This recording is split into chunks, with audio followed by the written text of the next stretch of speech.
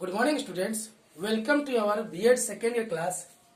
जैसा कि हम लोगों ने पिछली कक्षा में पढ़ा था शैक्षिक नियोजन की समस्या, जिसके अंतर्गत हम लोग दो समस्याओं पर चर्चा कर चुके हैं। पहला शैक्षिक समस्या है और दूसरा सामाजिक समस्या है। आज जो हम बात करेंगे आर्थिक एवं राजनीतिक समस्याओं में बात करेंगे। तो इसी क्रम में हम पहले आर्थिक की बात करते हैं, फिर राजनीतिक की बात करते हैं। आर्थिक समस्याएं जो किसी भी नियोजन के लिए दिक्कत करती है, उसमें पहला जो होता है, नियोजन में शैक्षिक उत्पादन की आर्थिक क्षमता को भी सुनिश्चित करना होता है। दूसरा, नियोजन में उपलब्ध वित्तीय संसाधनों का अधिकतम सदुपयोग करना आवश्यक है। तीसरा, नियोजन में ज्ञान और प्रौद्योगिकी की वृद्धि के लिए प्रावधान आवश्यक है। चौथा, नियोजन में निधि के लिए संपूर्ण राष्ट्रीय आवश्यकताओं को ध्यान में रखने का आवश्यकता है। उसी प्रकार राजनीतिक समस्याओं को देखते हैं, वो भी चार है। पहला, नियोजन में संकीर्ण तथा तुच्छ हितों से ऊपर उठना आवश्यक है, जो तुच्छ तरह के बातें हैं उससे। दूसरा, नियोजन मुक्त वातावरण में होना चाहिए। तीसरा, नियोजन में निरंतरता और स्थिरता होना चाहिए। चौथा, नियोजन में केंद्र और राज्यों के मध्य सहयोग को सुनिश्चित करना आवश्यक है। तो फिर से इसके पर चर्चा करते हैं, जो बातें कर रहे हैं। पहला, नियोजन में शैक्षिक उत्पादन की आर्थिक क्षमता को भी सुनिश्चित करना चाहिए। शिक्षा में सर्वाधिक महत्व की बात व्यक्ति की आर्थिक उत्पन्नता को बढ़ाने का उद्देश्य होता है, जो कि उसके अर्थव्यवस्था को ध्यान होता है कि किसी राष्ट्र का आर्थिक विकास उसके मानव संसाधन के विकास के घनिष्ठ पर करता है, और मानव शक्ति का विकास राष्ट्र की आवश्यकता के अनुसार किया जाना चाहिए। और इसके साथ ही यह सुनिश्चित होना चाहिए कि किसी भी प्रकार के मानव शक्ति में किसी भी प्रकार का जो असीमित या कहते असमान अनुपात ना होना चाहिए। केवल डाइट कॉलर जॉब के लिए उपयुक्त व्यक्तियों को अधिकतम मात्र नहीं कहना चाहिए। सभी को यानी बराबर, यानी मानव शक्ति के अनुसार क्या होता है, संतुलित रोजगार मिलना चाहिए। बेरोजगारी इसी कारण होता है जो असंतुलित विकास होता है, तो इसका भी ध्यान रखना चाहिए। दूसरा हम जो बात कर रहे हैं, नियोजन में उपलब्ध वित्तीय संसाधनों का अधिकतम सदुपयोग। पूरे विश्व में अधिक से अधिक निधि के बंटवारे के लिए शोर है। यह मुख्य रूप से जैसे देश के विकास के लिए होता है, उसी प्रकार की बात होती है। अब रही बात कि शिक्षा के लिए वित्तीय संसाधनों की सदैव से कमी रही है, अतः नियोजक को चाहिए कि दो बातों को सुनिश्चित करना चाहिए। प्रथम, उसको इसके लिए आवश्यक है कि प्रत्येक रुपए का अधिकतम संभावित सीमा का उपयोग करें। द्वितीय, उसे सदैव ये ध्यान में रखना चाहिए कि आदान प्रदान के बीच अनुपात संतोषजनक है। दूसरे शब्द में कहा जा सकता है कि उसे ये देखना चाहिए कि धन और पदार्थ दोनों संसाधनों का सदुपयोग सही से या सर्वोत्तम तरीके से हो रहा है कि नहीं। अगला है नियोजन में ज्ञान और प्रौद्योगिकी की वृद्धि। ये आप भी जानते हैं कि अगर जो इस प्रकार चल हाल का जीवन जो है वैज्ञानिक युग है, और इसको प्राप्त करने के लिए हमको भी उनके साथ चलना पड़ेगा, प्रौद्योगिकी के साथ। तो अतः तीव्र औद्योगिक कारण उत्पादन प्रौद्योगिकी काफी परिवर्तन आए हैं। परिणामस्वरूप पुराने व्यवसाय को अब लोग ठर्रा के रूप में समझते हैं, यानी बेकार समझते हैं। तो शैक्षिक नियोजन को ये देखना चाहिए कि अर्थव्यवस्था एवं आर्थिक उत्पादन का भविष्य किसके अनुरूप है, उसकी दृष्टिगोचर किधर है।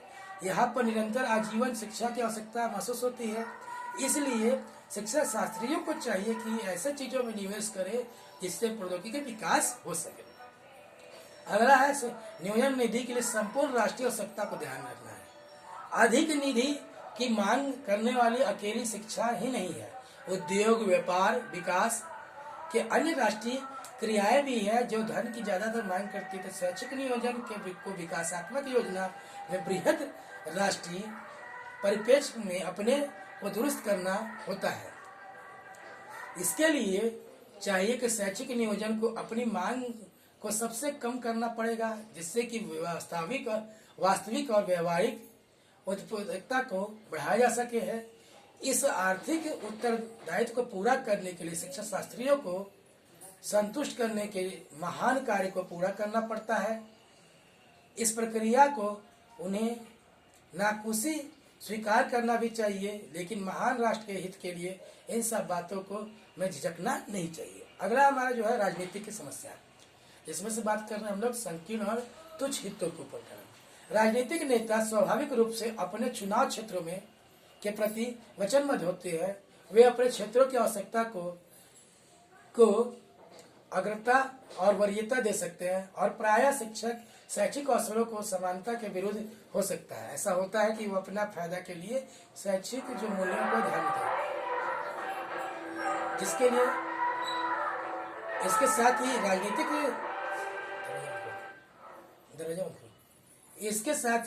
राजनीतिक शैक्षिक योजनाओं की तकनीकी के कारण असमता हो सकती है। तीव्र उपलब्धि के अपने उत्साह के में अपनी आसक्ति का प्रयोग कर सकते हैं। इसके फलस्वरूप नियोजन प्रक्रिया का विध्वंस हो सकता है। इसका निदान आवश्यक है और राजनीतिक का संकीर्णता से राष्ट्रीयता के उच्च स्तर तक पहुंचाना जरूरी है। जो उनकी सोच है उसमें बदलाव होना चाहिए। जो नेता होता है उसके नियोजन मुक्त वातावरण में होना चाहिए। जो भी होता है वातावरण कैसा होना चाहिए, उसमें यानी कोई बंधन होता है।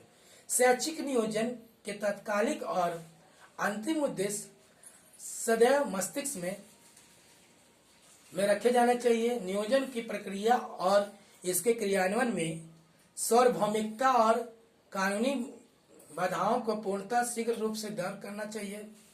सैद्धांतिक और कानूनी बाधाओं को दूर करना चाहिए। सार्वभौमिक बनाने के लिए नियोजन को सफल बनाने के लिए राष्ट्रीय जीवन के सभी क्षेत्रों में नेताओं द्वारा नियोजन की आवश्यकता को तत्काल ही पहचाना जाना चाहिए। नियोजन में सभी का सहयोग आवश्यक है। राजनीतिक जितने भी यानी क्षेत्र है, पार्टियां, उनकी भी जरूरत है। हालांकि नियोजन में निरंतरता और स्थिरता की आवश्यकता। इसके लिए शैक्षिक नियोजन के प्रति निष्पक्षी अभिवृत्ति होनी चाहिए। यदि सरकार के प्रत्येक परिवर्तन के साथ साथ योजनाओं की नीतियों और कार्यक्रमों को निरंतर परिवर्तन किया जाता है तो नियोजन का कार्य महत्व नहीं रह जाएगा।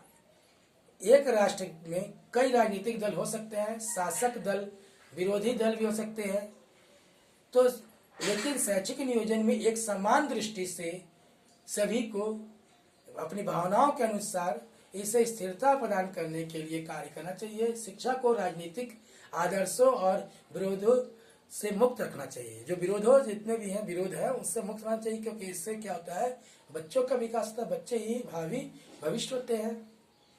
अगला जो लास्ट है उसमें है नियोजन में केंद्र और राज्यों के मध्य सहयोग को सुनिश्चित करना।